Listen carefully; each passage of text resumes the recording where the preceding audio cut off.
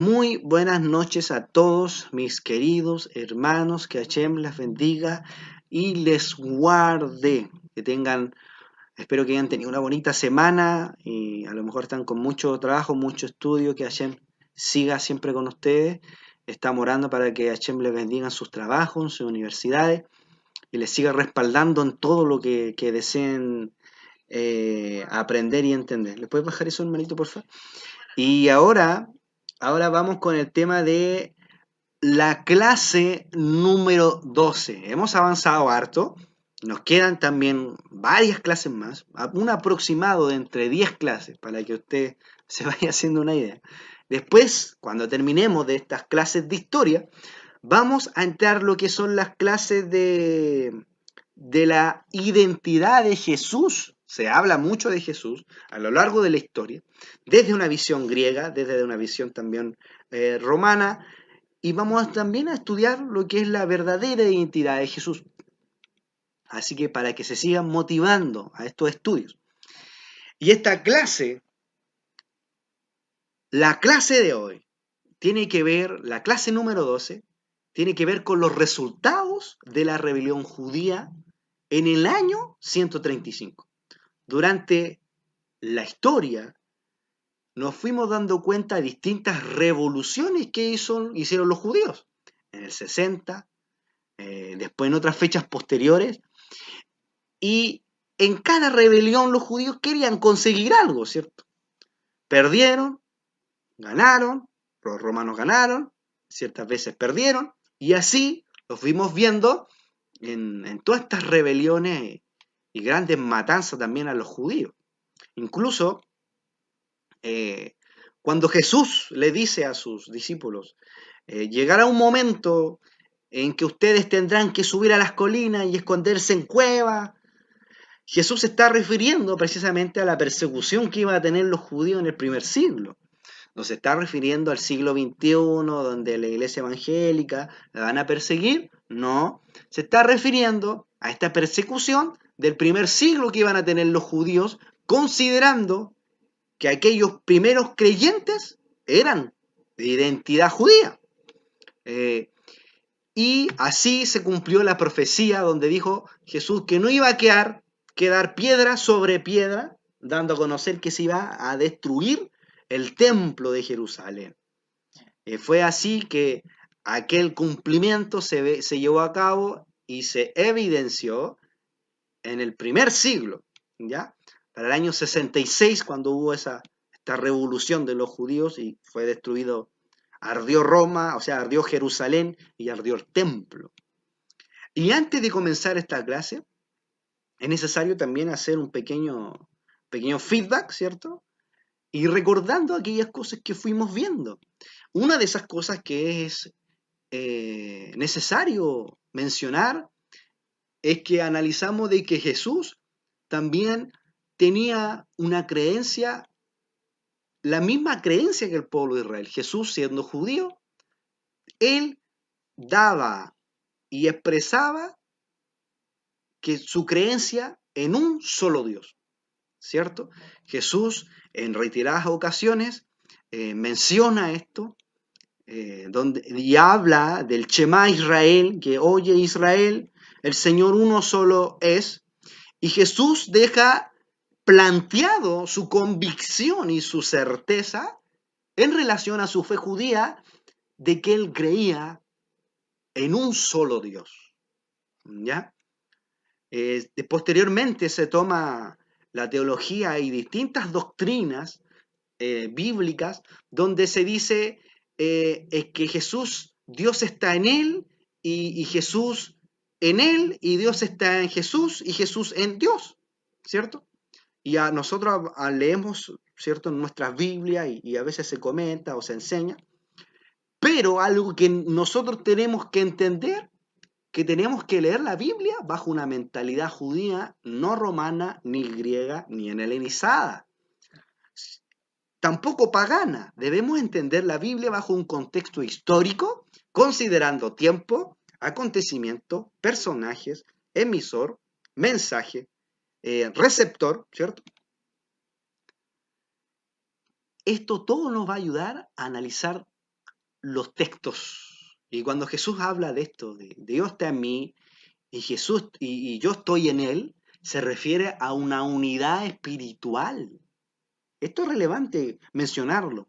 A una unidad espiritual que es un estado de conciencia espiritual que Jesús tenía. Por ejemplo, nosotros tenemos un estado muy bajo porque nosotros consideramos pasado, presente y futuro.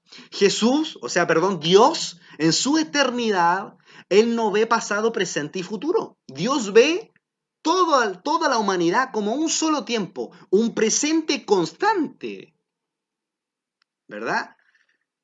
Entonces la concepción y la palabra dualidad, usted sabe lo que es dualidad, dos caminos, ¿verdad? Dos percepciones de ciertas cosas.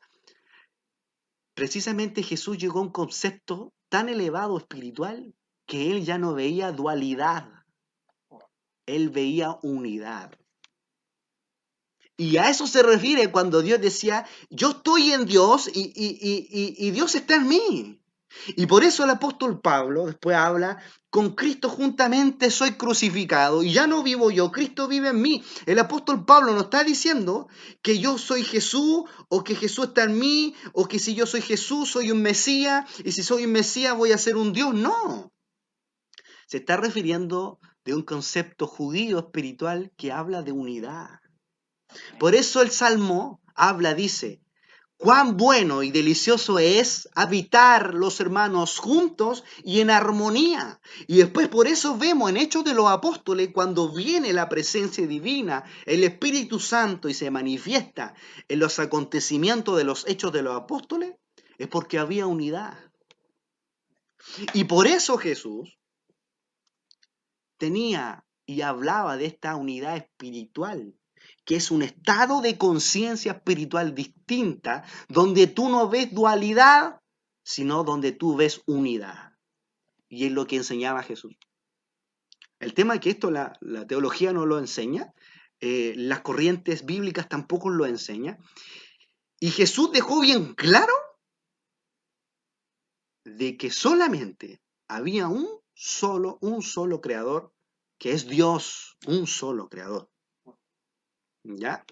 Así que nos adelantamos un poco en esta explicación, pero espero que haya quedado un poco claro y que podamos interpretar bien la escritura, que tomamos aquí, tomamos allá y nos vamos entendiendo contexto, historia, personajes, identidad, ¿verdad?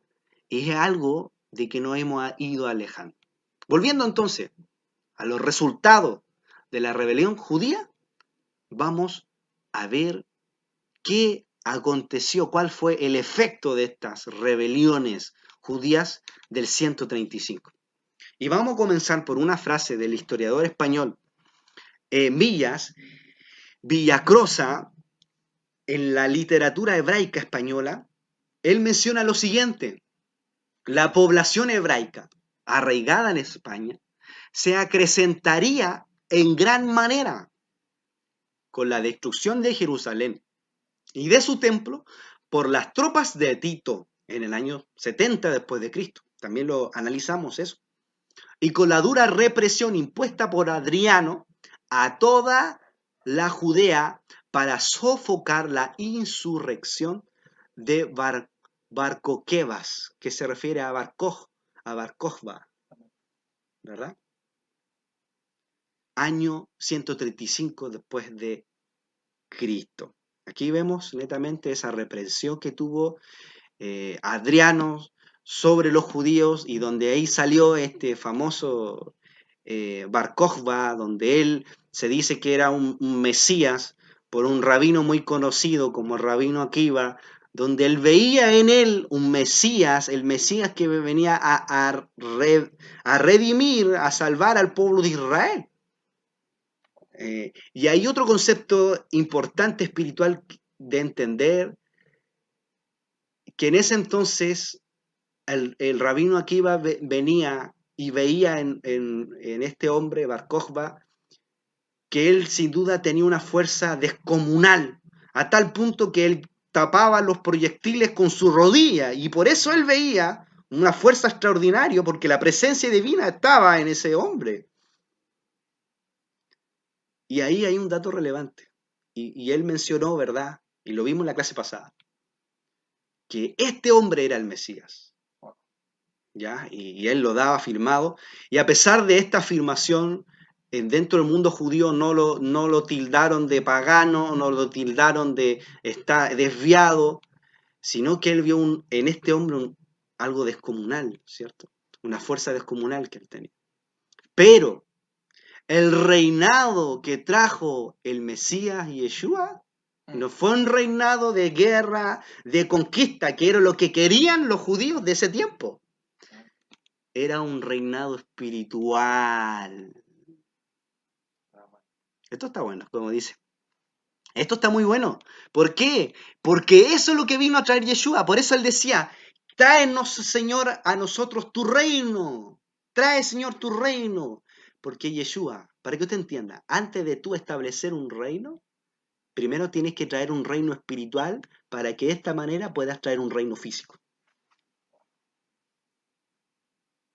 Y es lo que hizo el Mesías, Yeshua. Y por eso, como él ya estableció su, ¿cómo se llama? Su reino espiritual, después va a manifestar su reino físico cuando venga a la tierra. Y no solamente va a ser un reino físico, también va a ser un reino espiritual. Amén. Y sigamos. Ahora, sabemos que en Judea, debido a las distintas rebeliones, en el año 135 quedó totalmente devastado esta provincia, este lugar. ¿Y qué pasó? Las guerras contra el Imperio Romano había desangrado a su población, o sea, había muerto una gran cantidad de judíos de una forma terrible. Existían dos tipos de mesianismo. Uno de ellos era el mesianismo judío encarnado en el espíritu nacionalista dentro y fuera de Judea, que defendía la rebelión militar constante. O sea, había, ¿cierto?, un espíritu, dos tipos de mesianismo, de creencia. Uno de ellos que tenían que luchar hasta el final y defender, ¿cierto?, con las tropas militares judías hasta la destrucción total de los romanos. Pero todo eso hizo que ellos fracasaran, todos estos movimientos y estas rebeliones. ¿Por qué? Porque coincidieron con este poder militar que tenían los romanos, que sin duda tenían un poder militar fuerte. Entonces los centros religiosos judíos desde Judea se comenzaron a trasladar. Sabemos durante la historia que los judíos también se fueron a distintas provincias y ciudades aledañas de Jerusalén. Y se comienzan a trasladar hacia el país de los partos. Y allí se crea, con el tiempo, lo que se va a dominar como la comunidad judía de Babilonia. Y algo que es esta comunidad, muy importante también dentro de la historia del pueblo de Israel, estructura lo que se conoce el llamado Talmud, que contiene tradición oral y ciertos tratados del pueblo de Israel con legislaciones. También lo vimos en clases anteriores, de lo que contiene el Talmud. ¿Ya?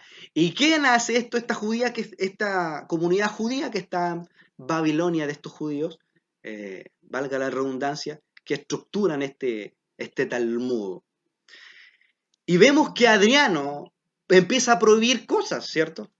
Una de esas era el Shabbat, el otro era la circuncisión, que en el mundo judío se le conoce como Berit Milá, en hebreo, Berit Milá, circuncisión, y refuerza al grupo judeo nazareno, que ya admitía desde hace más de medio siglo a gentiles por la vía ya analizada del noajismo. ¿Verdad que entraban muchos gentiles sin ese rito de esa circuncisión? Aquí estamos haciendo un pequeño recordatorio. Pero ¿qué pasó aquí? La pérdida del centro político religioso de Jerusalén es un golpe muy fuerte para lo que son los judíos, que estaban centralizados en ese lugar en Jerusalén, en el aspecto político religioso. Y también no solamente es un golpe para el centralismo judío, sino para también los judíos nazarenos, que también se le conocían como los ebionitas. ¿Ya? Esto también es un aspecto histórico relevante. ¿Y qué pasó? Los judíos empiezan a perder el poder. Estos judíos nazarenos pierden el poder de dirección del cristianismo. ¿Por qué? Porque la autoridad judeo-cristiana de Jerusalén pasa entre el 138 al 140, como vimos, a manos del primer gentil no judío. Y es así como los grupos judaizantes dentro del nazareísmo quedan relegados a expensas de los grupos mayoritarios noágidas de la dispersión. ¿Qué pasó en otras palabras? Judíos empiezan a desaparecer del poder, ¿verdad? Vimos en el año 50, en el concilio de Jerusalén, cuando estaban los judíos nazarenos que estaban llevando a cabo esa legislación donde permitían el ingreso de gentiles, que se le conocen como los noágidas, porque creían en los 7 preceptos universales, ¿verdad? Y poco a poco empiezan a aparecer los líderes judíos debido a las distintas persecuciones y rebeliones del pueblo de Israel. Y ahora empieza a crecer en gran manera los noágidas, los gentiles, que empiezan a tomar el liderazgo y también a alejarse de la raíz judía. El factor fundamental de la pérdida del poder político del grupo nazareno radica en el hecho de encontrarse enganchado. También lo vimos. O sea, los romanos confundían a los gentiles, a los noágidas, y también los perseguían. ¿Verdad? Ellos sin quererse involucrar con los judíos, porque lo que buscaban los gentiles era una conversión espiritual de los romanos, una victoria espiritual. De igual forma, fueron afectados por las revoluciones judías y fueron también considerados por emperadores judíos también. ¿Ya? Eso es también relevante. Los cristianos no participaron en forma directa, pero se debilitaron sus conexiones políticas con el resto de la dispersión. Debido a esta gran desaparición de judíos líderes, se empezaron a debilitar estas conexiones que los noágidas, los gentiles, tenían con los judíos. Y se destruyeron esas zonas de desarrollo y expansión.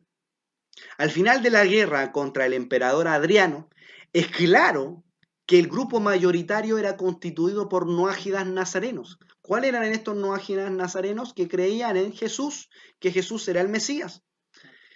Y que gran parte de ellos provenía de los gentiles, las personas comunes y corrientes, sobre los grupos judíos nazarenos, que ahora ya empezaban a quedar bien poquitos los judíos nazarenos por las persecuciones, ¿cierto? El cual fueron considerados herejes con el nombre de ebionitas o judaizantes. Estos que, los pocos judíos que quedaron después de las rebeliones judías, le empezaron a llamar con el nombre de ebionitas o judaizantes.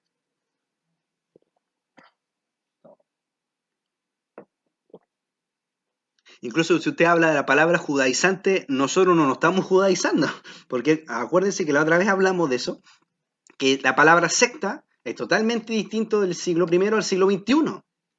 Entonces dicen, no, es que esos hermanos se están judaizando, nosotros no estamos judaizando.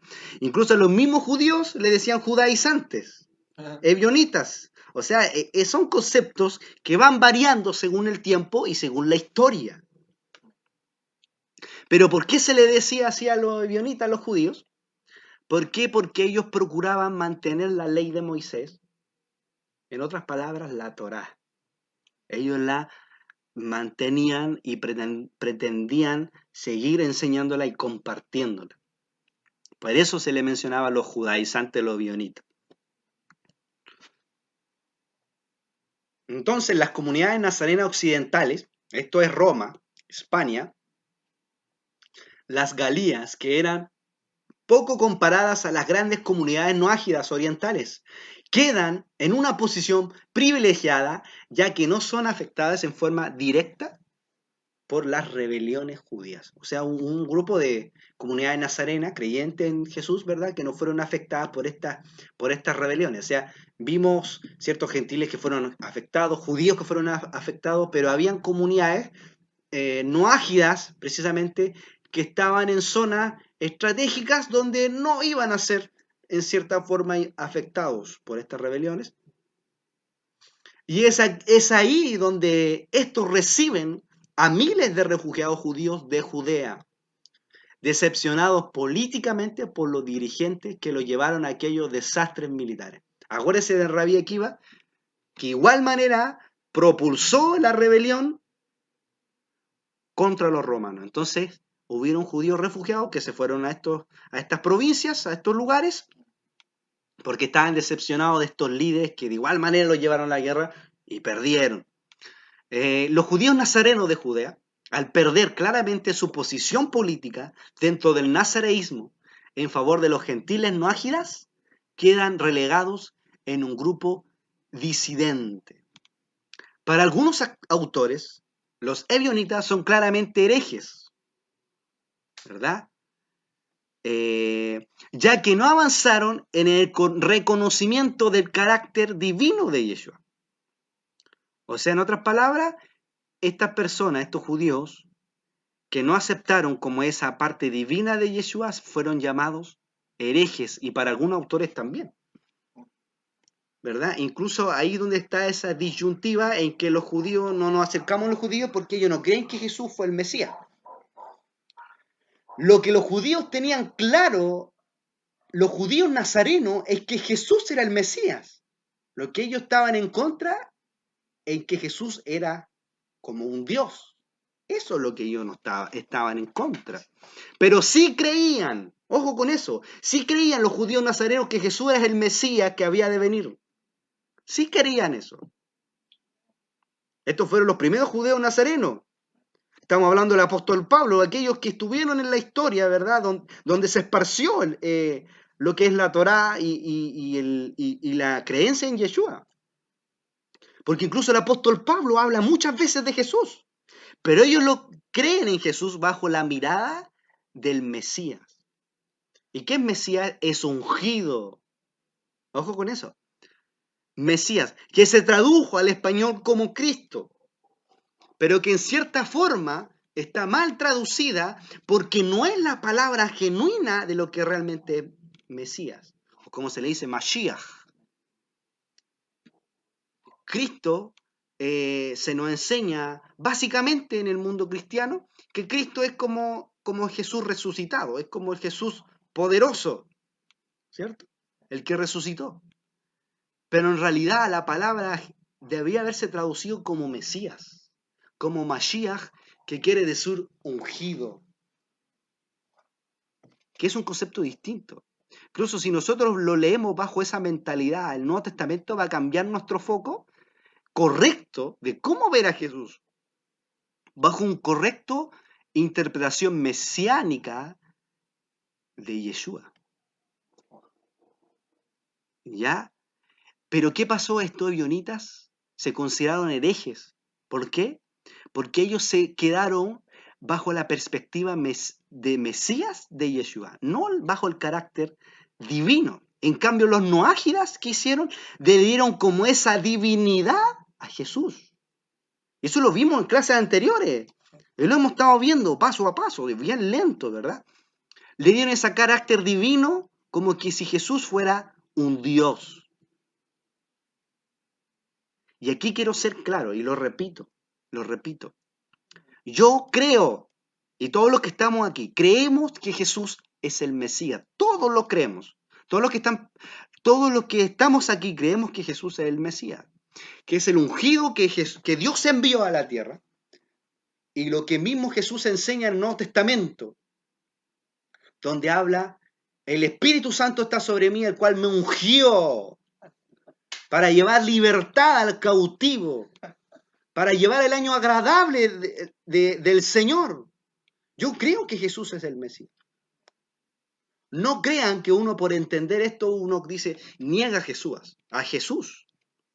¿Le creo? Si yo negara que Jesús fuera el Mesías, usted tiene la libertad de retirarse. Pero yo creo fielmente que Jesús es el Mesías. Eso no me lo quita nadie. Nosotros somos una escuela que cree que Jesús es el Mesías y el Mesías que ha de venir. Ha de venir en gloria, ha de venir en gloria y majestad a este mundo. A traer el milenio a este mundo. Entonces, ¿qué pasado los abionitas? Se consideraron herejes porque negaron ese carácter divino de Yeshua, pero se quedaron fielmente de que Jesús realmente era el Mesías. En cambio, otros grupos de autores consideran que los abionitas eran los fieles seguidores del grupo original de los 12, fuera del ámbito de predicación paulina, y que jamás podrían ser considerados herejes. O sea, hay autores que no defienden y que sí defienden los abionitas, por haber constituido el grupo ortodoxo de la cristiandad primitiva. Precisamente el apóstol Pablo era aquel que recalcaba mucho el aspecto de Mesías de Yeshua y que incluso lo conectaba con las fiestas del pueblo de Israel. Entonces, se analizan en los actuales estudios de distintos autores que coinciden en lo siguiente. Lo primero, en la pérdida del poder del grupo judío ebionita hacia el año 130 al 140, se va ya de este poder y se termina con posibilidad del enlace entre el judaísmo tradicional y el cristianismo. O sea, aquí empieza a, a desunirse un poco lo que es los cristianos normales, los noágidas, con el judaísmo tradicional, aquellos que estudiaban, ¿verdad?, la Torá. El ebionismo judaizante quedó así fuera del desarrollo del nazareísmo occidental, que se desliza de los antiguos centros en el oriente, quedando restos de grupos judaizantes hasta el siglo V. O sea, estos judíos ebionitas, ¿verdad?, quedaron hasta el siglo V con esta fe intacta, ¿verdad?, de que Yeshua era el Mesías. Entonces no podemos decir, entonces los judíos no creen que Jesús es el Mesías. Hay cosas que han ido cambiando, pero los primeros judíos, de una forma innegable, creían que Jesús era el Mesías. Nosotros también. Ya que muchos fueron analizados por algunos padres de la iglesia. Después del decenio, del 130 al 140 después de Cristo, con el fin del mesianismo judío militar de restauración nacional, queda otra vía mesiánica abierta para los antiguos judeos nazarenos.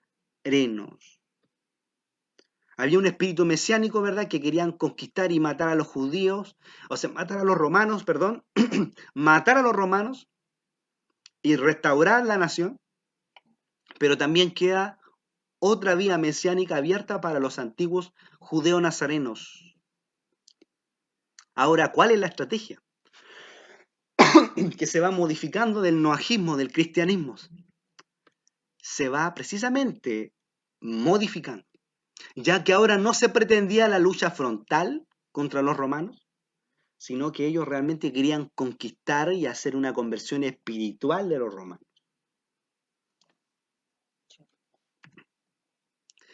Y aquí, entre el año 150 al 199, los judíos se empiezan a recuperar lentamente de estas guerras que vimos en el 66, 144 y 132, y poco a poco los noágidas se desplazaron a los nazarenos provenientes del ebionismo de los mandos religiosos principales.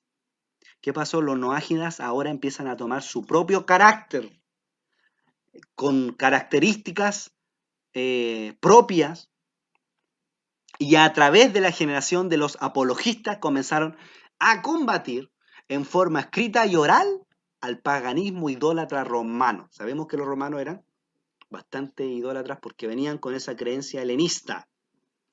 Mientras tanto, en el judaísmo, después de la derrota de Bar Kokhba, en el 135, hablamos quién era Bar Kokhba también, comienza un periodo de espera religiosa perspectiva.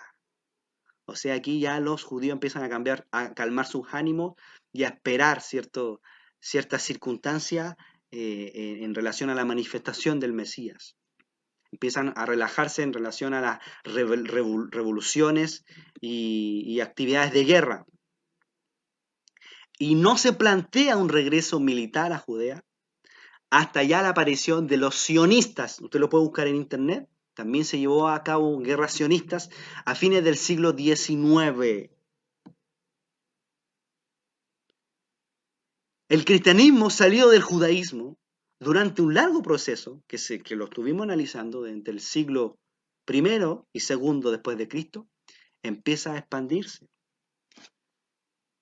Y algo que tenían bien en sí mismos los cristianos, los noágidas, tenían esa estrategia heredada de Saúl de Tarso de esparcir y llevar la Torá, que eso tiene, Saúl de Tarso llevaba la Torá, la enseñaba, y esa era la estrategia que heredaron los cristianos. Por eso el cristianismo se fue erradicando y se fue expandiendo a través de distintos lugares del país, llegó aquí a lo que es la zona latina, ¿verdad?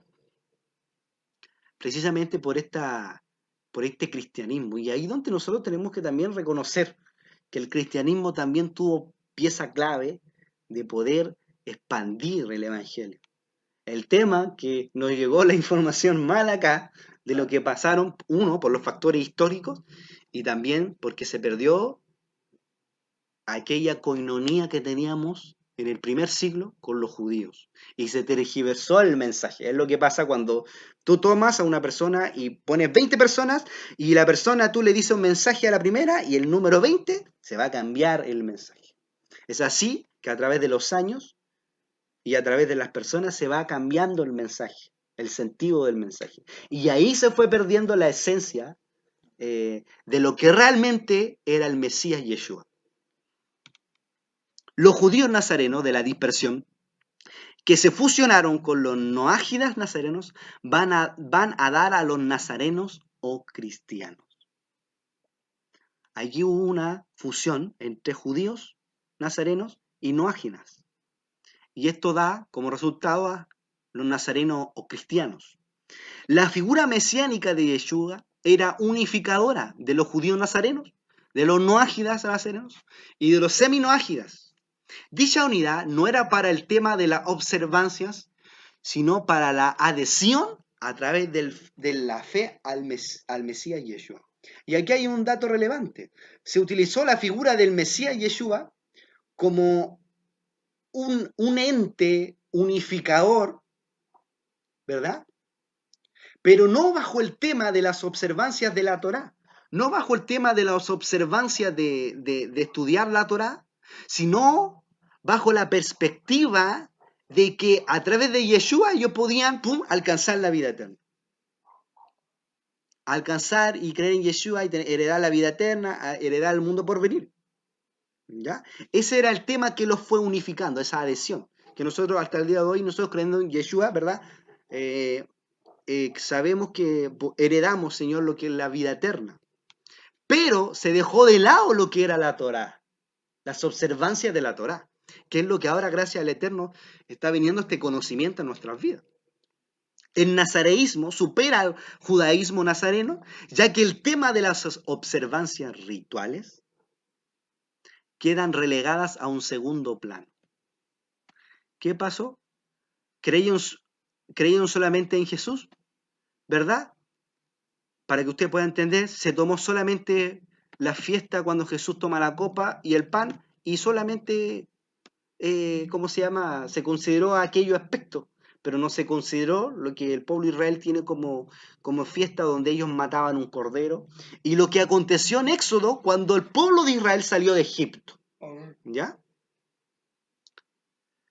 Entonces, es relevante aquí mencionar que el tema de las observancias rituales de los judíos quedaron ya en segundo plano.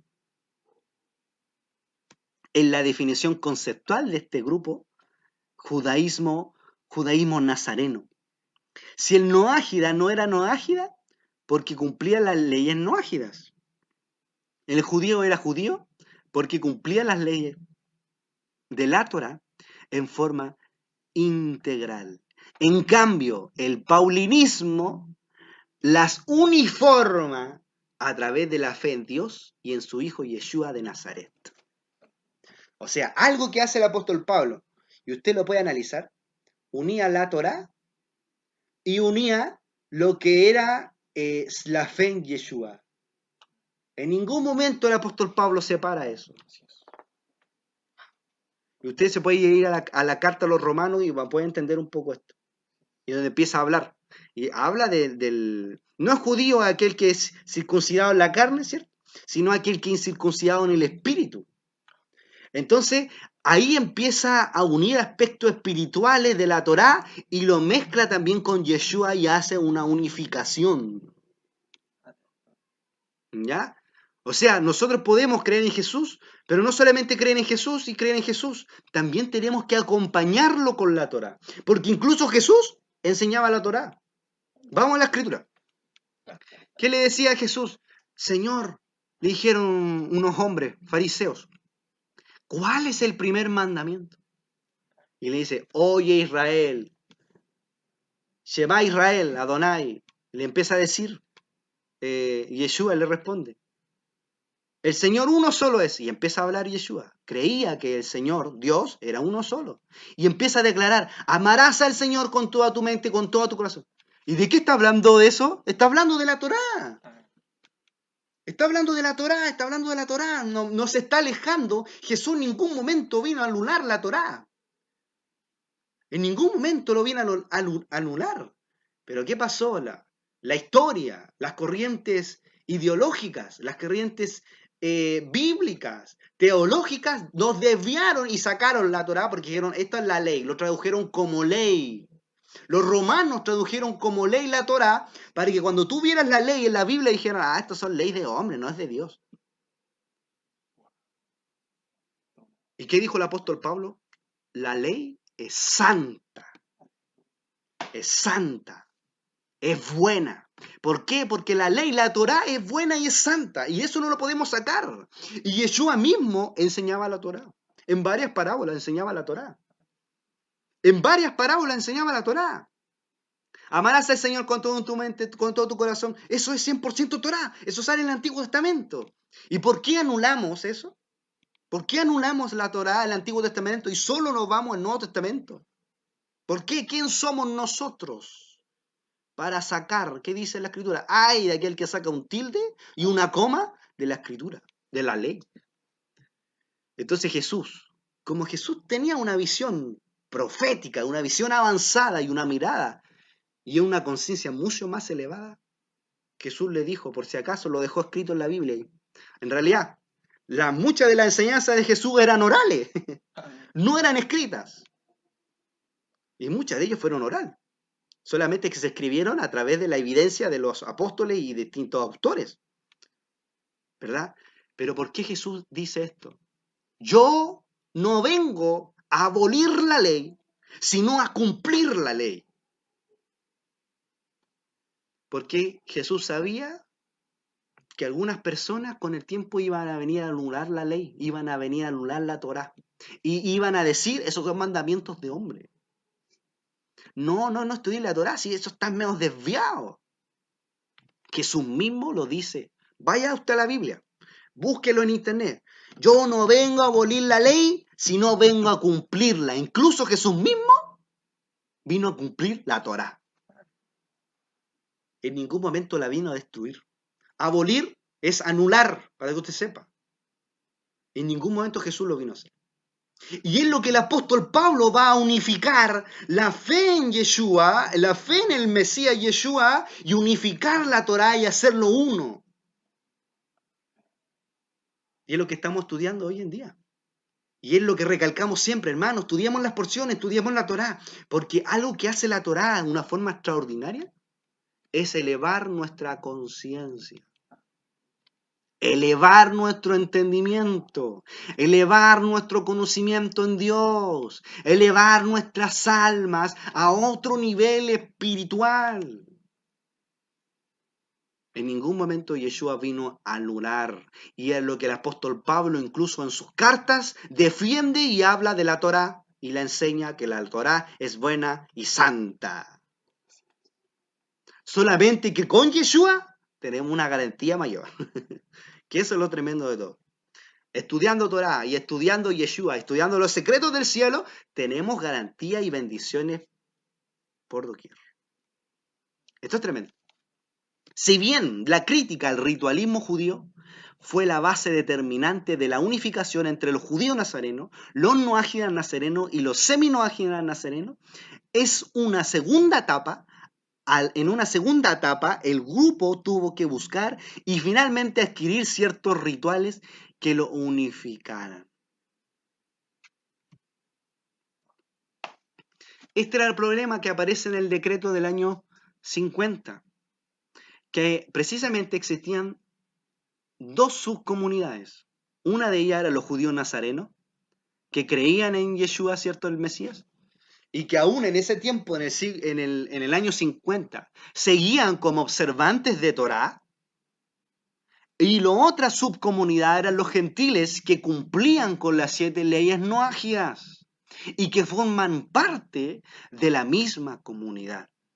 El ritual de ambos subgrupos era diferente. Uno cumplía la Torá judía, ¿cierto? Otro cumplía lo estipulado en el decreto apostólico en el año 50, con la sola excepción del bautismo y la Eucaristía ya desarrollados. No existían otros ritos unificadores. La crítica al ritualismo judío no podía derivar en el mantenimiento eterno de dos subgrupos dentro de una misma comunidad. Y es así que el noajismo logró desplazar o absorber a los iniciales grupos judíos del nazareísmo y se debieron unificar rituales.